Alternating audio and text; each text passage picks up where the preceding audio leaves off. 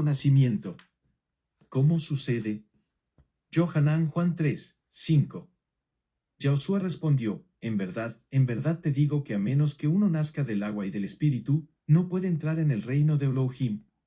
6. Lo que ha nacido de la carne, carne es, y lo que ha nacido del espíritu, espíritu es. 7. No te maravilles de que te dije, les es necesario nacer de nuevo. 8. El viento sopla de donde quiere, y oye su sonido, pero no sabes ni de dónde viene ni a dónde va. Así es todo aquel que ha nacido del Espíritu. El nuevo nacimiento del que cree en el Evangelio de nuestro Señor, no se da por agua, sino por la palabra de Dios. Jacobo capítulo 1, 18. Por su propia voluntad, Él nos hizo nacer por la palabra de verdad, para que fuéramos como primicias de sus criaturas. El nuevo nacimiento espiritual.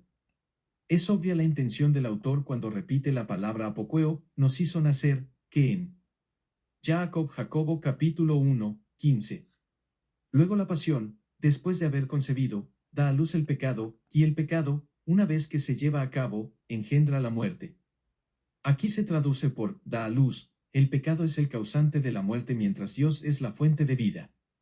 El nuevo nacimiento es el ejemplo destacado de las dádivas divinas cuyo propósito en este caso es hacernos primicias de sus criaturas. El origen del nuevo nacimiento. La imagen femenina que se aplica a Dios parece haber ofendido a algunos escribas que cambiaron en ciertos manuscritos la palabra apoquein. Dar nacimiento, por poiein, hacer. Por supuesto es una metáfora que, como tal, pertenece al ámbito de lo creado y de ningún modo trata de definir la naturaleza divina, que es trascendente, sino para ilustrar la obra de regeneración en contraposición al efecto del pecado como lo vemos en Santiago 1, 15. El nacimiento en este caso no es debido a la pasión pecaminosa sino al amor eterno. El nuevo nacimiento ocurre en el pasado y es un hecho acabado e irrepetible. Esto contrasta nuevamente con el proceso de pecado, como lo vemos en Santiago 1, 15, que se describe con tiempos presentes. Puede haber grados de crecimiento en los creyentes, pero la vida espiritual nos es dada por Dios una vez por todas. Juan 4, 13. Yahushua le respondió, todo el que bebe de esta agua volverá a tener sed. 14. Pero cualquiera que beba del agua que yo le daré, nunca más tendrá sed, sino que el agua que yo le daré será en él una fuente de agua que salte para vida eterna. El Padre ha sellado al creyente por el Espíritu. La colocación de un sello en algún documento legal o comercial conlleva la idea de seguridad o protección absoluta, autoridad indiscutible, autenticidad garantizada, propiedad y semejanza manifiesta. Dios ha sellado a los que Él conoce y reconoce como suyos. Segunda de Timoteo 2, 19. Pesar de todo, el sólido fundamento de Elohim queda firme, teniendo este sello. Yahweh conoce a los que son suyos y, apártese de iniquidad todo el que invoca el nombre de Yahweh. Paz y gracia de nuestro Señor Jesús. Mis amados hermanos, les presento este tema con la escritura aramea llamado el nacimiento del creyente en el Evangelio. ¿Cómo sucede esto? Aquí les presento este tema, esperando sea de edificación para ustedes. Espíritu, el cual es el sello. Efesios 1, 13. En él también ustedes, habiendo oído el mensaje de verdad, la buena noticia de su salvación, y habiendo creído en él, fueron sellados con el Espíritu de santidad que se había prometido, garantizando así que todo el proceso de la redención se llevará hasta su acabado completo. Efesios 4, 30. Y no entristezcan al Espíritu de santidad de Elohim con el que fueron ustedes sellados para el día de la redención. Las primeras palabras del verso, el habiéndolo querido nos hizo nacer, apuntan a la determinación eterna que resulta en acción cuyo resultado es la nueva creación. Juan 7, 38. El que cree en mí, como dice la Escritura, ríos de agua viva correrán de su interior. 39. Esto dijo acerca del Espíritu que iban a recibir los que creyeran en él, pues todavía no se había dado el Espíritu, porque Yahushua aún no había sido glorificado. Pero, ¿qué es lo que hace el Espíritu de Dios cuando nos sella de una manera tan manifiesta? La operación suya es estamparnos con la imagen divina, el nuevo hombre, recreándonos en la semejanza de Cristo, es decir, su carácter. Lo que se perdió en la caída, sustituyéndose por las feas facciones de la imagen satánica, Dios lo restaura completamente. En cuanto a Dios, esta obra es perfecta desde el primer momento, porque Dios nos ve en Cristo, en la plenitud de la nueva naturaleza. Existe un proceso histórico en el que hemos de cooperar por la constante entrega de la voluntad, que es lo que enseña. Primera de Pedro 3, 18. Porque el Masías también padeció una vez para siempre por los pecados, el justo por los injustos, para llevarnos al Elohim, sufrió a la verdad la muerte en la carne, pero recibió vida por el Espíritu. La inferencia práctica de todo esto es clara: el que lleva el sello del Espíritu no puede actuar de forma insincera e infiel, sin negar la esencia de su posición en el Señor. Pero esto no podría ser el caso del apóstol y sus colaboradores. El Padre nos da el Espíritu como arras. Efesios 1, 14. ¿Qué es la garantía de nuestra herencia para la redención de lo adquirido, para la alabanza de su gloria? Las arras son el pago por adelantado, señal o prenda que garantiza que el resto del precio o depósito no solo se entregará, sino que será de la misma calidad. Pero no hemos de extremar el uso de la analogía que se emplea, ya que Dios no da su espíritu por medida. Juan 3, 34. Porque el enviado de Yahweh habla las palabras de Elohim, pues Yahweh no da el espíritu por medida. Cuando creemos, recibimos la persona divina como tal, no una parte de él, lo cual sería imposible. Romanos 10, 17. Así que la fe viene por el oír, y lo que se oye es el mensaje del Masías. Sobre entender que es por nuestra presente limitación humana que solo una parte de su operación total en nosotros se puede llevar a cabo. Cuando el creyente está con el Señor, el Espíritu en él tendrá una libertad perfecta para obrar y producir todo lo que Dios ha dado de sí mismo para el disfrute pleno. Ahora apenas percibimos sino, en un espejo, oscuramente, la gloriosa herencia que Dios nos tiene reservada. Entonces veremos cara a cara cómo somos o fuimos conocidos. Primera de Corintios 13, 12.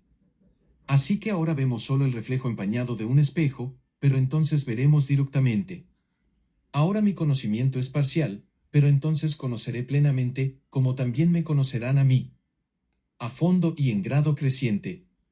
El apóstol volverá a utilizar la misma palabra en un contexto aún más explícito y maravilloso. Cara al porvenir del creyente, relacionado con el concepto de las arras, está el de las primicias. Romanos 8, 23. Y no solo la creación, sino también nosotros que tenemos el Espíritu como primicia, gemimos interiormente, esperando la adopción como hijos, la redención de nuestro cuerpo. La garantía anticipada de la cosecha final. Esta múltiple obra del Padre, por el Espíritu, en el corazón del creyente, que inspira tanta confianza en la fidelidad divina, había de servir para que los corintios confiasen en aquel siervo de Dios que tanto había trabajado entre ellos, aun cuando no les era fácil entender todo lo que él hacía. Una última cuestión ha de ocuparnos brevemente: ¿cuándo recibió el creyente la unción, el sello y las arras del Espíritu? 3 alternativas se nos presentan. 1. Que las 3 cosas tienen lugar en el mismo momento, el de la conversión. El tiempo aoristo de los 3 verbos, que indica un acto definido en el pasado, favorece esta interpretación, coincide con la manera de hablar del bautismo del Espíritu, amén de la regeneración. Juan 1, 12. Pero a todos los que lo recibieron, a los que creen en su nombre, les dio derecho de llegar a ser hijos de Elohim. 13. No por linaje de sangre, ni por el deseo carnal, ni por la voluntad del hombre, sino por Yahweh. Primera de Corintios 12, 13. Porque por un solo espíritu nos sumergimos todos en un solo cuerpo, tanto yauditas como griegos, tanto siervos como libres, y a todos se nos dio a beber de un solo espíritu. Gálatas 2, 2. Solo esto quiero saber de ustedes: ¿recibieron el Espíritu mediante obras legales o por haber oído con fe? 5. Entonces, el que les suministra el Espíritu y obra maravillas entre ustedes, ¿lo hace mediante obras legales o por el oír con fe? Esta voluntad no es susceptible de variación o cambio. Dios no alterará ni modificará su libre resolución de transformar a pecadores en nuevas criaturas. Desde luego no queda aparte la decisión humana, pues nadie será salvo contra su voluntad, pero todo se inscribe en el deseo divino de crear una familia de redimidos por medio de Jesucristo. El medio del nuevo nacimiento. La palabra de verdad es un título bien conocido de la palabra de Dios. Salmo 119, 43. No quites por completo de mi boca la verdad, pues he puesto mi confianza en tus reglas. Malaquías 2, 6. La Torre de verdad estuvo en su boca, y nada perverso hubo en sus labios. Me sirvió con completa lealtad y apartó a muchos de la maldad. que, más precisamente, en el Nuevo Testamento equivale al contenido del Evangelio.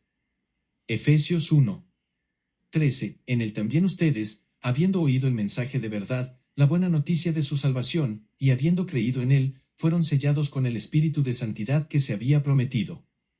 Colosenses 1:5. A causa de la esperanza de lo que está reservado para ustedes en el cielo, de la cual han sabido mediante el mensaje de la verdad de la buena noticia. A esta palabra de verdad es a la que se atribuye la regeneración de los creyentes. Palabra alcanza nuestro corazón, como verdad nos enfrenta con la plena realidad sobre nosotros mismos, Dios, Cristo, el plan de salvación. A veces aparece solamente la palabra o la verdad y es suficiente. Solos o combinados estos dos conceptos son contrarios al engaño, la falsedad o la mentira. Por ejemplo, y sin ir más lejos, no erréis, el propósito del nuevo nacimiento. Es posible hablar de resultado más que de propósito porque al nacer de nuevo ya somos primicias.